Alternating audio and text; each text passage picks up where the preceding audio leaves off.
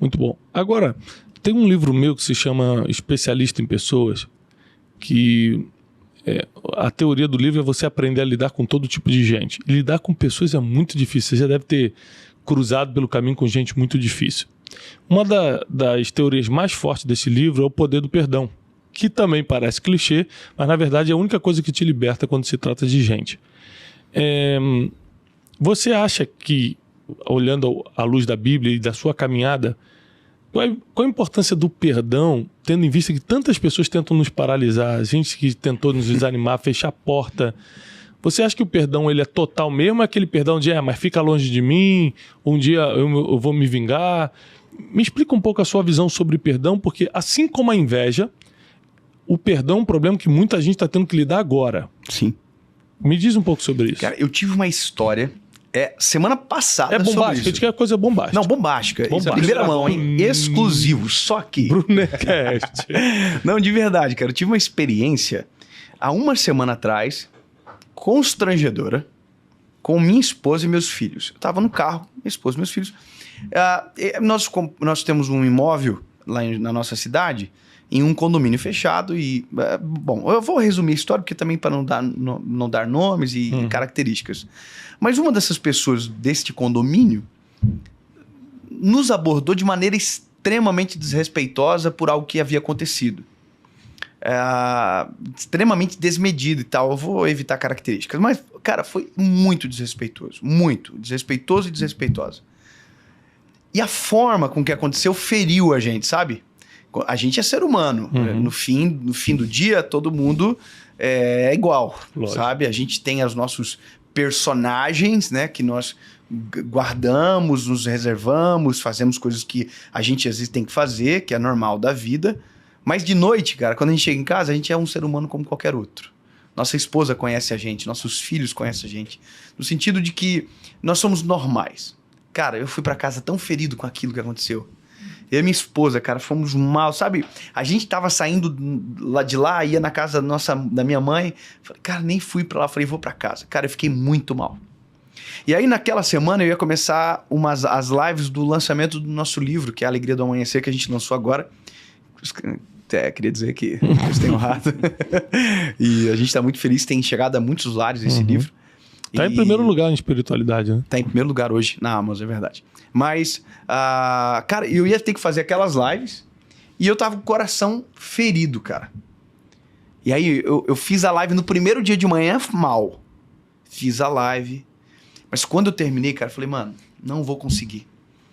Eu vou ter que ir lá resolver esse negócio. Só que o resolver é eu, ofendido, pedir perdão. Mas o meu pedir perdão, na verdade, é liberar o perdão. Porque quem sofre é eu. Claro. A pessoa não sofre, a pessoa nem sabe como eu tô em casa.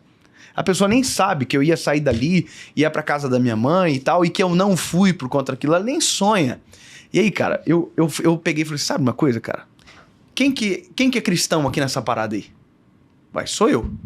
Eu sou um pregador do evangelho, cara. Eu vou ficar com esse sentimento no meu coração, alimentando, deixar criar raízes, sabe? E virar um problema, eu vou resolver agora. Fui lá e, cara, foi tão engraçado. Quando eu parei o carro na frente, as duas pessoas, né? Eu vi como ela falou assim, ele parou aí? Aí a pessoa, parou aí na frente. E aí eu desci do carro e eu vi que todo mundo ficou, sabe assim, veio brigar, né? Veio brigar com a gente, porque provavelmente deve ter caído a ficha do que eles fizeram. E aí, quando a pessoa veio, eu falei, irmão, eu vim aqui só pra te pedir perdão. Cara, sabe quando tu vê assim que a pessoa vai assim, Eu falei, eu vim te pedir perdão. Nós não começamos de uma maneira boa. Eu acredito que vocês não queriam falar aquilo que falaram. E provavelmente eu possa ter respondido da maneira também equivocada. Então, para que a gente resolva, eu vim te pedir perdão, te dar um abraço e desejar que Deus abençoe vocês e tal. Cara, eu entrei dentro do carro, mas tão feliz, cara. E tão fazer realizado. é muito difícil, né? Depois você fica leve. Pô. Porque quem tá escutando agora fala assim, é legal, isso é bonito. Agora, se coloca no lugar e tenta fazer pra você ver a dificuldade. Você tem que passar por cima do teu eu, tem que matar o teu orgulho. Eu, no sábado, quando aconteceu, eu dizia, eles têm que vir pedir perdão pra mim. Eu quero ver, eles têm que vir aqui se humilhar porque eles fizeram errado e tal. Eu, na minha cabeça. Porque a gente começa a lutar sabe? A carne começa a outra gritar. coisa, o certo e o errado, Dave, é tão indefinido às vezes. Por exemplo, eu recebi uma mensagem ontem, mostrei para minha equipe lá no carro, a gente voltando de um evento, da mulher falando assim, ó, eu vou processar vocês, porque eu comprei um curso e não consigo acessar. Ela falou assim, eu entendo que o meu filho cadastrou e-mail errado, mas eu não consigo entrar.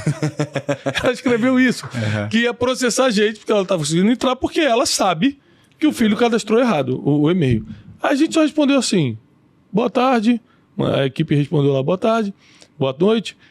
Você não pode informar o e-mail certo que a gente resolve agora? Ela, sim, é esse. Ah, muito obrigado, Deus abençoe, ó, eu amo a vida de vocês. Ela começou falando que era processar.